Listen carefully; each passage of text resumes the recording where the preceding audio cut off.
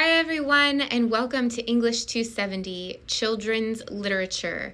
I am Amber Lemire, you can call me Amber, and I am going to be your instructor and your guide this quarter. I'm really looking forward to getting to know you over the next 10 to 11 weeks and diving into our course content. I'll share a little bit about myself as we go along in this opening video, but you can learn more about me in our first discussion, which I'll give details about a little later on. This class is taught entirely online in Canvas, which I assume you are already inside of Canvas if you are watching this video. I love online learning. You can choose where you want to learn. You can wear your pajamas if you want. You can study at 3 a.m. if that floats your boat, or 7 a.m. or 5 p.m. and just kind of make the class work for you and fit into your life. There's a lot of freedom, and that can, I think, in a lot of ways make the class a little bit more fun for you, because then you can just focus on the learning. I would recommend to you this #1 online learning success tip. Anytime you enter a new class online, I think it helps to imagine it like a physical space, almost like a house that you've never been to. And anytime you show up at a house you've never been to, I don't know if you're like me, but it's nice to get a tour so you know the lay of the land. Where is the kitchen? Where is the couch that you're welcome to sit on? Where is the bathroom if you need to break away? And, if you were staying there, where's the guest room? Where can I put my stuff down? And when I was learning online, when I was first getting into that part of my education, I know that I was always afraid, there's something behind a door that's going to pop out and surprise me in week 4, and I'm going to wish I would have known that it was there. So kind of explore, like take a little tour of the course, and I'm going to walk you through that in just a minute, right now. So if you are watching this video, you are likely on the home page. You could have also accessed it through the calendar. More on that a little bit later. But let's talk about what this is. The home page is an embedded Padlet. That's what this cute little colorful streaming app is, essentially. And so I'm going to post a live update on this Padlet every week on Monday by noon, which means if it's not there first thing in the morning, just keep checking. I will get it to you by noon. And the newest update will just stack on top. So it'll be week 1, and then it'll go down. It'll be week 2, go down, week 3. And so you can always look to the top to see the most current update, but scroll down if you want earlier stuff. You're going to see almost every week a welcome video. This is a chance for me to maybe recap the week before, just provide a little extra human connection or descriptions of what's coming in the week ahead. Sometimes I insert just little bonus lecture tidbits, fun facts, etc. It tends to be short and sweet. This first one always ends up being the longest one, so this is not a basis for what it's going to be in the coming weeks. But I like the idea of feeling a little bit like we are in person, even though, you're kind of far away, potentially. So below the video, you'll get some extra content that will be typed out. Typically, that content will just be a typed blurb, and then the update will always say, here's the workflow for the week. And under that, there will be bullets. It'll say, do Tuesday, these things. Do Thursday, these things. Do Sunday, these things.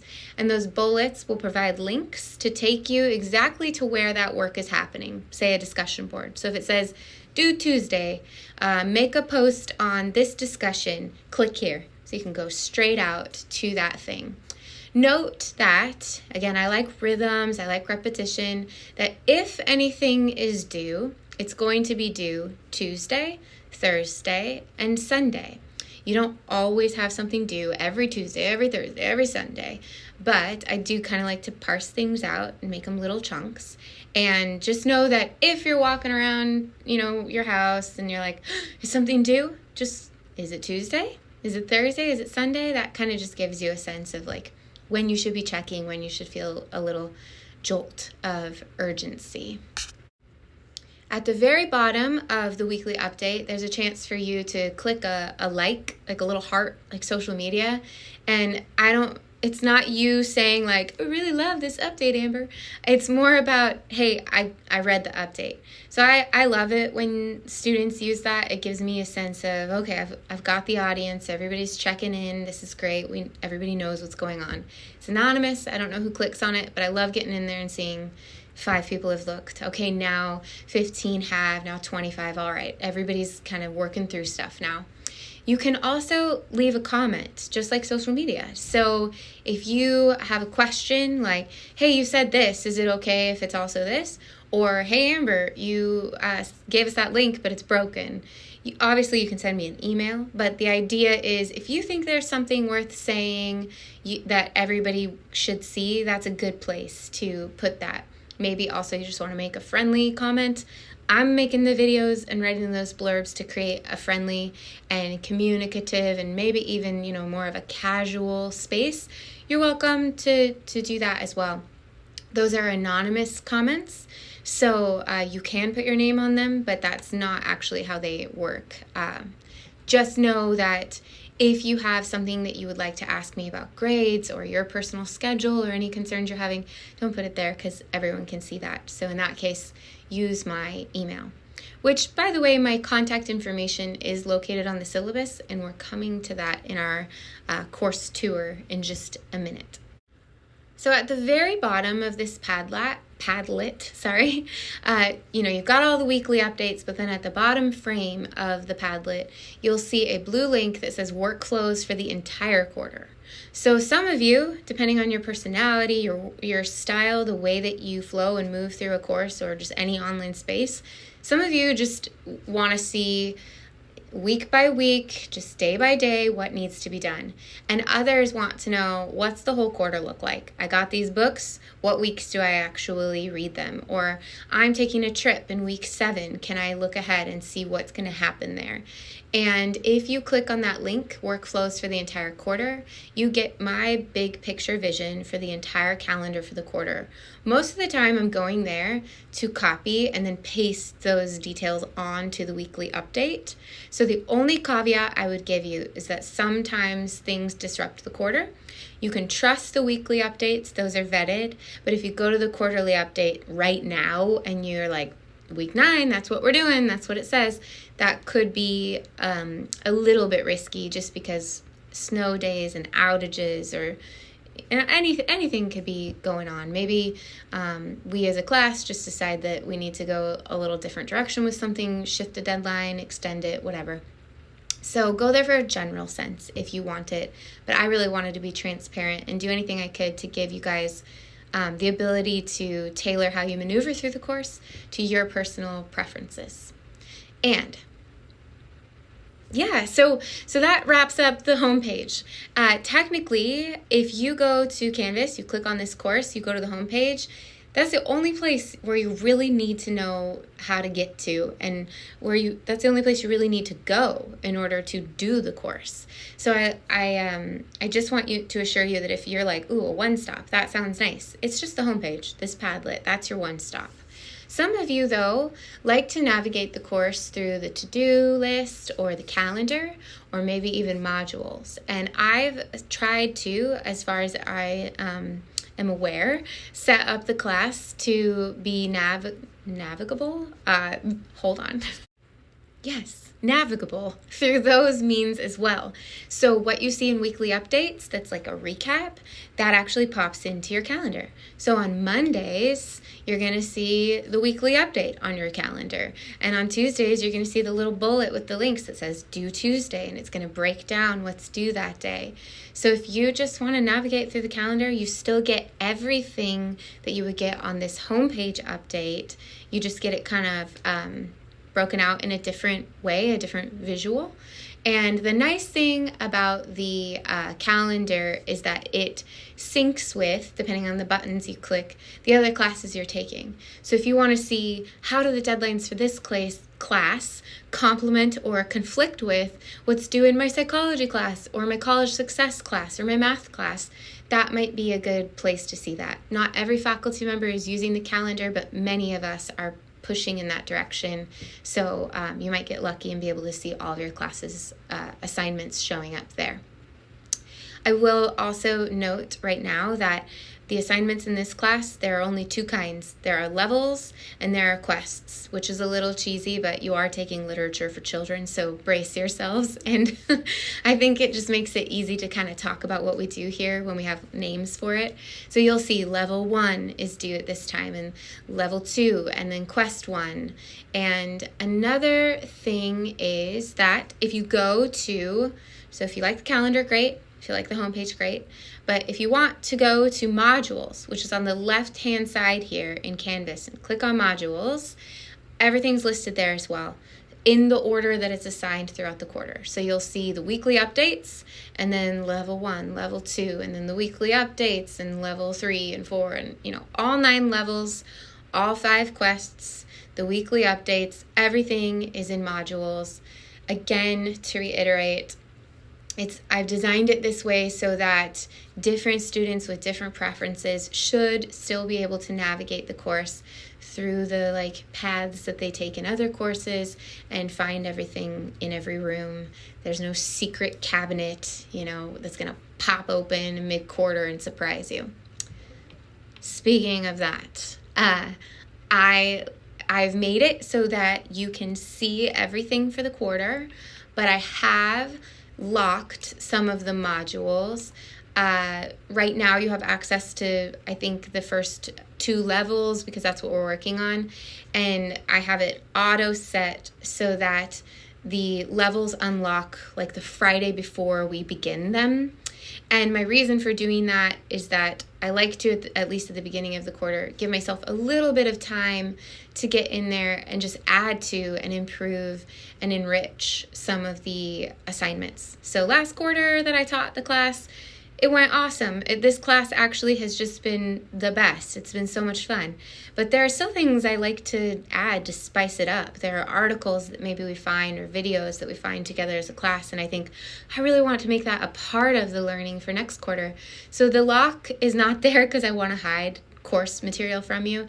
It's there to just give me a little time to try to make the class better. And that's why it's, all the now stuff is available. You can still see where things land. You just can't get into the exact assignment details yet. So that's your note on modules. Now look again at the left-hand side menu, and right under course modules, you're going to see course syllabus. And I'm going to assume many of you are familiar with a course syllabus. Some faculty like to say it's a contract between you and I. That's a nice way to, that's a nice metaphor just because it shows that if we're going to be held accountable to how the course is structured, that accountability is grounded in the syllabus.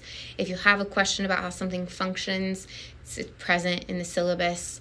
It's a good idea to give that a read through right away. It's a part of your level 1, assignment, but you might be better off returning to it every now and then. So the first time that you find yourself in the course really thinking about grades, for instance, just go back to the syllabus. Or you're like, oh, I'm running late on something. What is the policy on that? Just go back to the syllabus. It's a live Google document in my course. And what that means is it's not like we're in the classroom and I hand out a piece of paper and you're just holding it and underlining it and highlighting it and you have to have the courage to raise your hand. Live Google document means that you can be reading my syllabus this week and you can highlight something and ask a question right onto the syllabus. Everybody can see the question that you're asking, or maybe it's a comment. Maybe you want to say I love this book. I don't care. That's fun. You guys, this is your class too, your space. So that exists in case you want to participate in the syllabus in any way or call attention to something. Maybe I spelled something incorrectly. I don't know. Or maybe I didn't make sense. I'm willing to look at that again with you. So use those comments if that's helpful to you. Okay, now my Zoom room. Because the class is taught entirely online, I'll assume that many of you, if you ever want to meet, would want to meet via Zoom or even a phone call at some time. I am here present on campus as well, but I am sort of open on office hours. I'm looking at my schedule this quarter. It's looking like Mondays and Wednesdays and Thursdays are my best days for availability. And so to conference with me, instead of saying like always 9 to 10 on this day, I'd rather just put it in your hands and say, what do you need and what works for you? Send me an email and we will work together to decide if we're going to meet on Zoom, if we're going to have a phone call, if we're going to meet in person. I live in the Applied Arts building, kind of the fitness center is right behind me, and the fitness center parking lot is right behind me. And so that's where I live if you need to come find me, but we can talk all of that through via email when we schedule any meetings that come up. I would be happy to give you my time. Please don't assume that I won't be available to you or that you cannot be accommodated because you work from this time to that time and the only time you could ever meet is 7 and there's just no way that you could ever ask for that. There's nothing to lose in asking. Sometimes I am able to make an evening or a weekend conference happen. I just need to be able to balance that out or justify it with my own schedule too. So I have a little 3-year-old, as my strongest example here. He's my greatest concern when I'm giving up evening or weekend time. But there are situations where if that's the only way to ensure that you're getting the connection you need to succeed, I'm going to trade an hour in order to try to make that happen, as long as it's not ongoing. All that to say, please don't be afraid to ask. I won't be offended by your asking, and if I can't do it, I will express that, and that's on me to say. But you should advocate for you and ask for the communication that you need in order to be successful. All right, this week there is not anything due Tuesday. You're just getting started. You have some things, however, due on Thursday. First of all, review the syllabus. And when you click on the link to get into level 1, this is all a part of level 1. Review the syllabus. Take the required books survey. It's going to be a Google form, and basically it's just you checking in, saying, I got this book, I don't have that book. It's in the mail. I really can't afford it. My intentions with getting this information from you is not like, they did it, good job, they didn't, no, is there anyone who needs support or help, some kind of intervention? This class is supposed to be enjoyable and fun. It's been that way every quarter that I've taught it, and I would be discouraged if your anxiety about being able to access a book interrupted your ability to enjoy what we are going to learn together.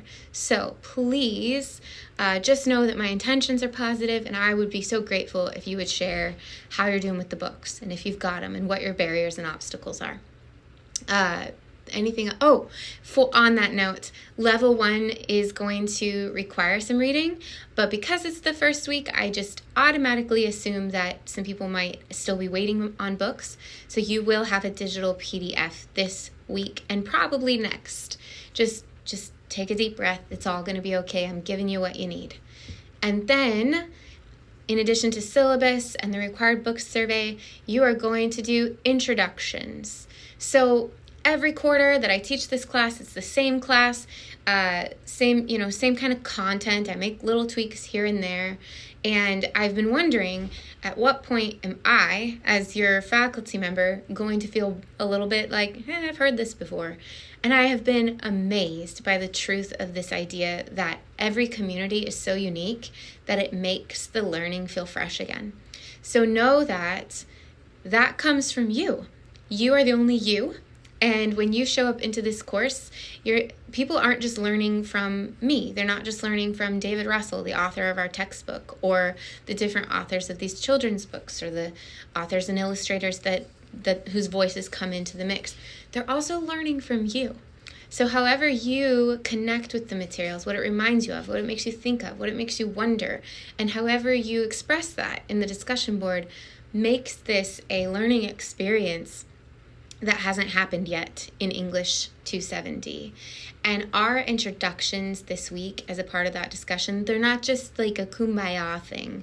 They're more about presenting and showing what that unique community is, what it looks like, and also just a first step in practicing showing each other respect and honor and saying, hey, you're valuable here in this space. I value what you bring to the table, and I look forward to learning from and with you.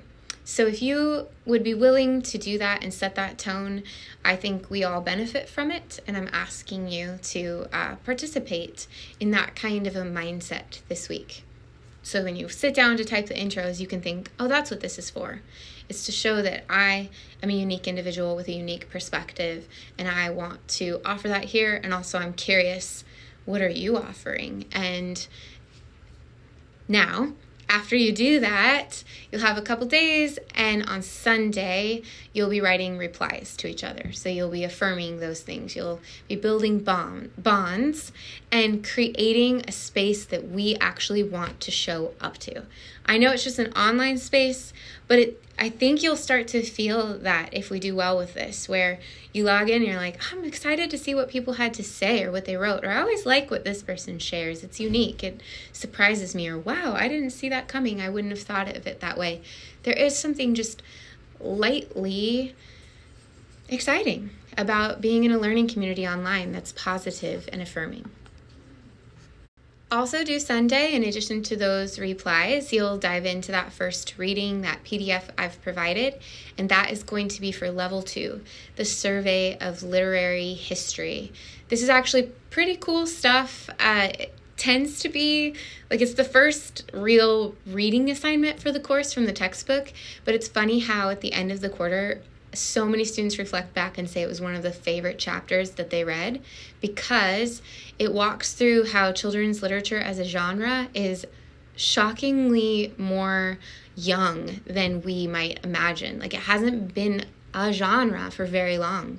Also, this chapter will walk you through child development and psychology and how that aligns with the evolution and history of children's literature, even our ideas as human beings or societies or cultures about the value of children and where they fit in society and whatnot. It's very fascinating stuff. So I know I'm boasting about, oh, this is going to be so amazing, but I think you guys are going to have a nice time. And maybe I should have said this sooner, because I've said do on Tuesdays. But I need to caveat now that deadlines by midnight, I just put that on there because I think it's an ideal situation. Do your work, go to bed. But as long as stuff is present when I log in the next morning at the earliest to account for it, to go through and say, okay, yeah, review your work. Good, here's some credit. As long as it's there, I'm not checking your timestamps. So if you want to be awake at 3 a.m. in the morning doing your work, or 5 a.m. in the morning doing your work, that is fine by me. I think that is a false science to say that every single student's schedule allows for this Tuesday, Thursday, Sunday rhythm. And it's really just there to create rhythm, to create something that you can lock into for your benefit. If it becomes a conflict for some reason, for instance, I've had students whose work schedules are just so strange enough in collaboration with this schedule that the Sunday deadline really needed to be Monday at noon for them in a lot of the weeks of the quarter. I just want you to reach out to me if that's the case. Otherwise, some of you might just have to sit down and say, it says Tuesday, but I really need to do it on Monday, Wednesday, and Friday. So give that some thought, but just know that midnight just means midnight-ish. It just means as long as when I log in, it's there. Also, I am a flexible faculty member, and if I'm ever not, call me on it, point it out, let me know, challenge me a little bit, because I would love to keep growing in that area. I do not want this space to be punitive. Learning is supposed to make you feel enriched, not in trouble. So, or whatever other phrases you want to throw in there. So please hear me that I just want to be a partner with you to help you figure out how to crack the code, to get this course fitting into your life so that you can succeed in the course at whatever level fits your goals. You don't need to ace the course. I just want you to get something out of it. So tell me your goals. Tell me how I can partner with you. Please don't let me stand in your way of enjoying this opportunity to learn and to earn some credits and to work towards your degree and your career goals and to build your confidence into your future. I mean, those are the things that I care about the most, and I don't want any deadline or due date policy to stand in the way of that. Just as a last note, I want to tell you guys that when I applied to become a faculty member here at LCC, I never imagined I would teach literature for children. When I was in my degree, I studied rhetoric and composition. And again, I never imagined I would teach this class, let alone a literature course. But you'll see this in level 1. My favorite book has always been, and maybe just because it always has been, so I won't let it go, The Little Prince. And I always thought it was strange that I love nonfiction, I really like research and whatnot, but then my favorite book is this children's book, this world-famous children's book. And so I think it's kind of interesting, and I feel like it's a little clue to what the future actually had in store for me. This is sentimental, but I just want you to know that I'm super passionate about this course. It is one of the most fun surprises that I've received in my career.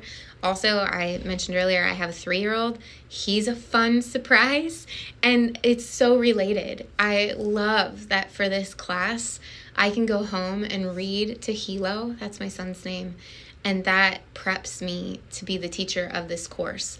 Or any time that I sit down to do research and further my knowledge in this field, it's like helping me to be a teacher and a guide, helping me to grow as a person, but then also enriching my relationship with my child. And so I go in, when I first started teaching the course, I thought, I'm too excited about this. It's almost vulnerable. What if students don't like the class? And it's okay if you're the first quarter ever where students don't have a good time. It's also okay if you just don't connect with the class in a personal way and it's just not your favorite one. There's no expectation of that, but I just want you to have a sense from me that I really enjoy this class. And so if you want to connect about the course in any way, if you're ever feeling anxious about how it's going, as much as I love the class, that is why I'm really passionate about making it better and better all the time. But I do wish for you that you would have fun, enjoy it, and take something out of it that isn't just a grade or a stepping stone to the next layer. Maybe this is just an opportunity for you to reflect back on your favorite book as a kid, or be thankful for someone who read to you, or figure out why it is that you always hated certain books or don't enjoy children's literature at all and think it's bogus and never want to read another page of anything. That's fine too. I implore you, please find a way to take something personal from it, because this is the kind of class where you can do that. And now, bon voyage. Have a great first week. Reach out to me if you need me. My contact information is in the syllabus, or you can leave a comment below.